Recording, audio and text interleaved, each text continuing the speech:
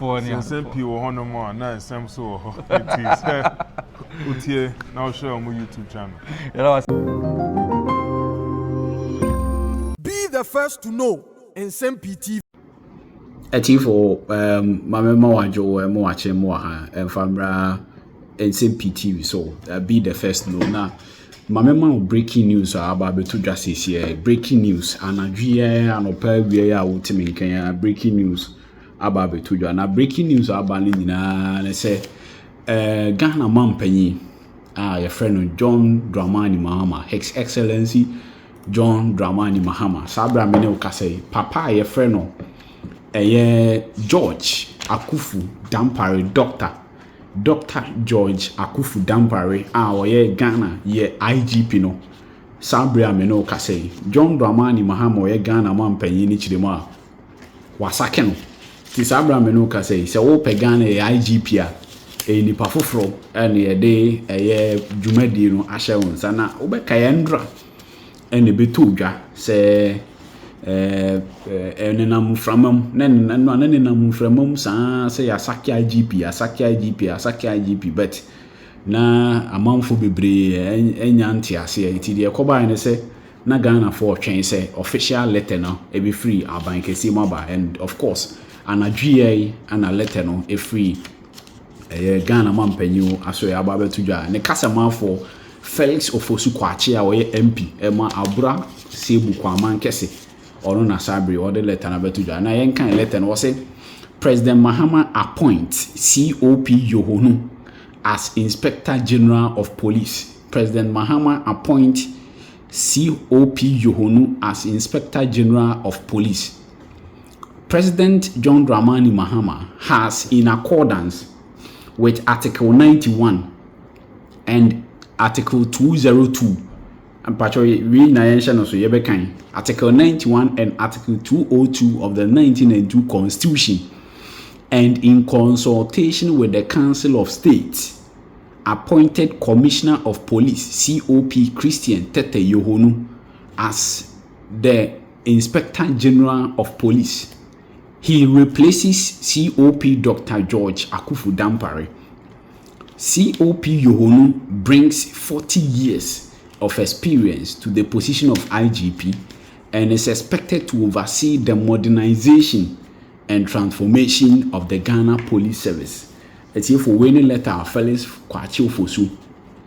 Actually, by Nigeria or the Ababe to Ghana, or Chilema President Mahama Jina Ghana, you 2 years and I say a more use where Article 91 also any Article 202. No, it's for Article 91, no, say that Article 91, Chima, the Council of State shall consider and advise the President or any other authority in respect of any appointment which is required by this Constitution or any other law to be made in accordance with the advice of or in consultation with the Council of State. So Article 91 is Council of State ebema futu na omode omoso agyenkyene ama omampanyi anase aban no na afutu ombema aban no ebefa ebra aban ne pese o make appointment.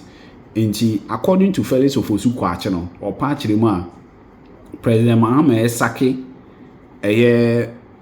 George Akufu Dampare IGP Dampare no or ne Council of State for koya no baba eje omu nyina agyenkyere eno omu nyina ka se ane omu support no inti sebi IGP Dampare yampamo no na Article 91 ye clause 1 clause 2 clause 3 clause 4 clause 1 na mechanical clause 2 no say the advice referred to in clause 1 of this article shall be given not later than 30 days after the receipt of the request from the President or any other authority. Now, Sir President's person or appointee will be now be here Council of State futua Article 91 clause 2 nichima I will say President actually krata koma Council of State na Council of State di hu mu ayeba not less than 30 days. That means within 1 month.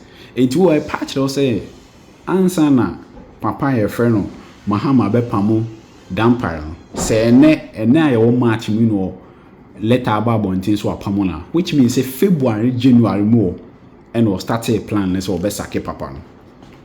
Clause 3 no say na clause 3 the Council of State may upon request or on its own initiative consider and make recommendations on any matter being considered or dealt with by the President, a Minister of State, Parliament, or any other authority established by this Constitution, except that the President, Minister of State, Parliament, or other authority shall not be required to act in accordance with any recommendation made by the Council of State under this clause. So Ghana Mran Chema, say President Eji free Council of State. Ghana Mran Mahu Kwan say President Efutu now or the Bema Council of State no. And Chechre Efutu no Chechre President. In for Obibebu say okay. Anye bia no tama yura Mahama peso pamo Dampare no a okobo Council of State amane.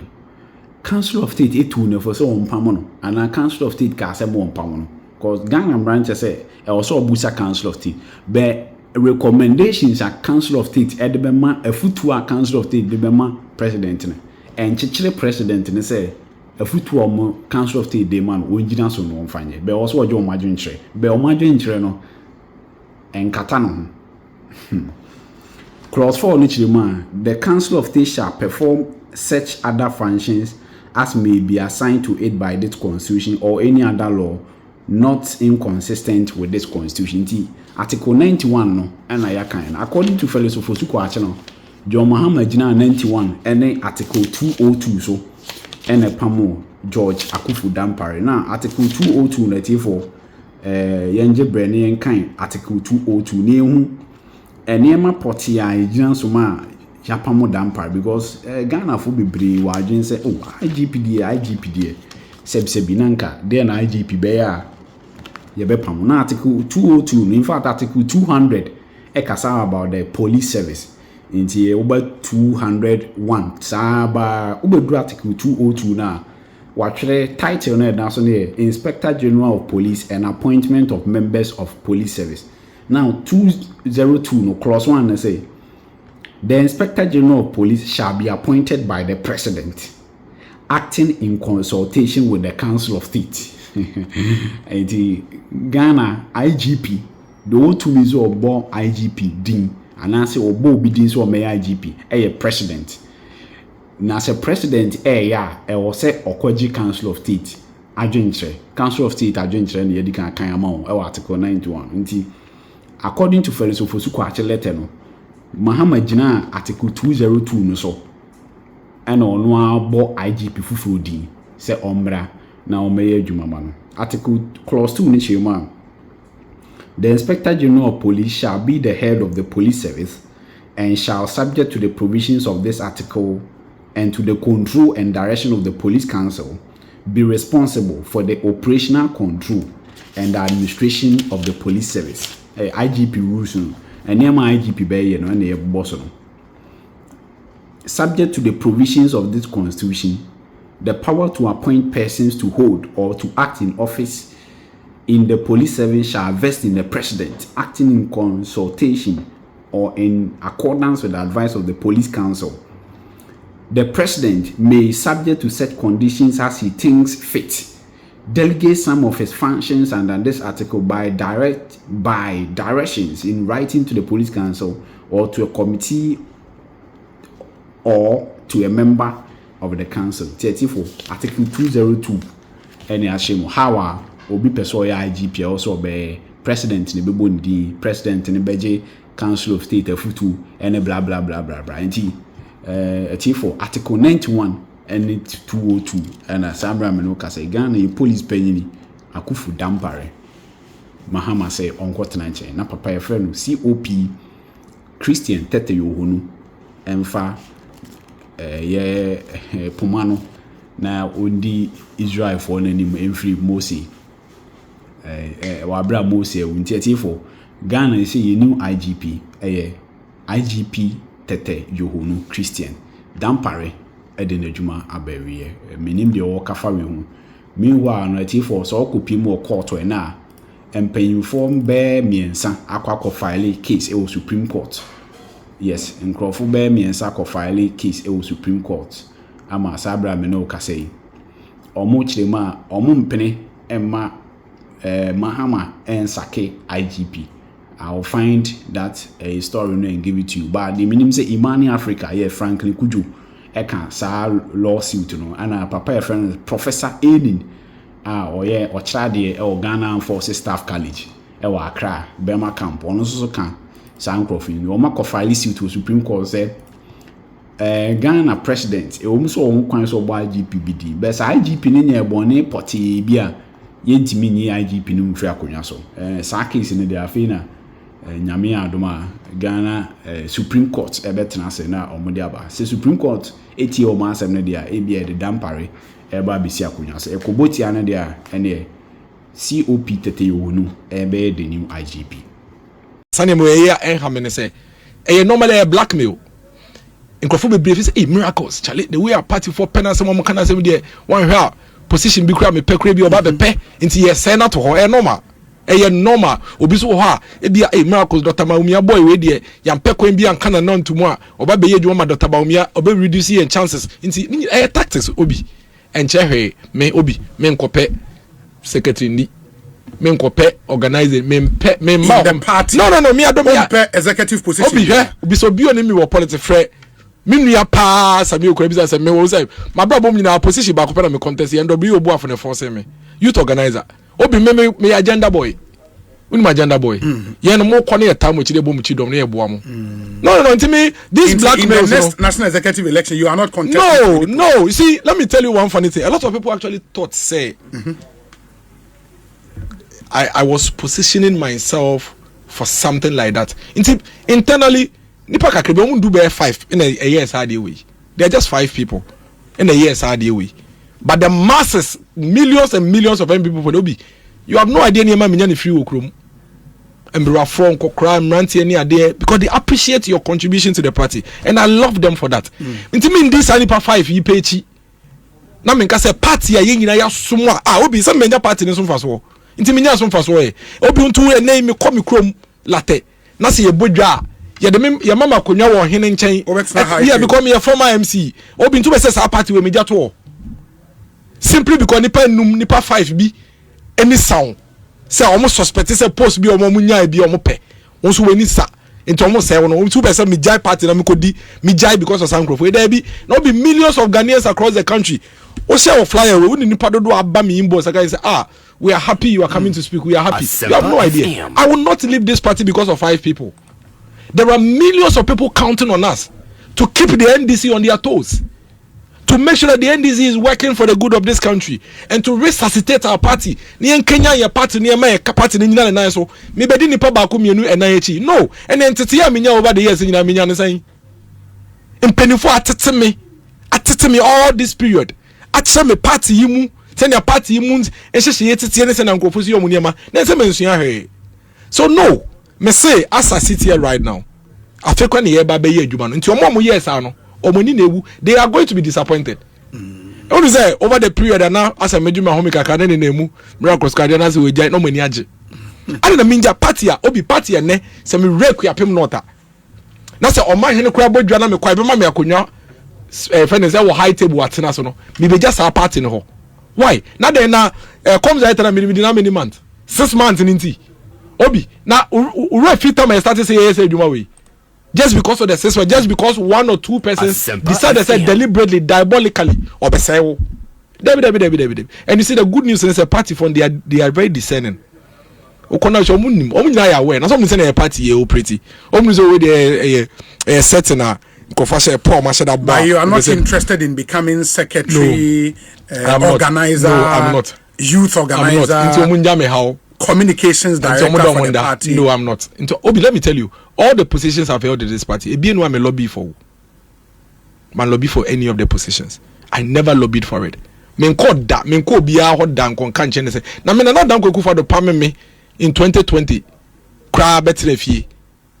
Man call lobby no. Me wo na me nya call say presidency show me call na presidency me sign the waba be mu. Me dey say yakwa party ya yakwa election ye lusu ade chi ya ade ye be start ya biom na be yes ah kopenta ye be sen ababiom mean yes I never will become a position. I'm telling you today say be enunti ena nipa bone for say nti ye be say no why you gonna be to about trip because when me say open position be obi I have no interest in contesting any position, not member of parliament, not party executive. Some catch that. I'm member of parliament and they mark on every. I don't want to be member of parliament. I don't believe say we are MP nkwa. And I just I'm not a believer in that. I mean just I am an indie. So I just say neither do I want any constituency position or regional position or national position. I am not contesting for any position. So me to one party from me say miracles. Ball ejuma ba ye obi obe prepare be ya me kokoye.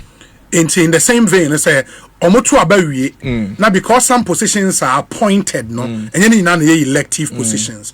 Party ne frɛ will say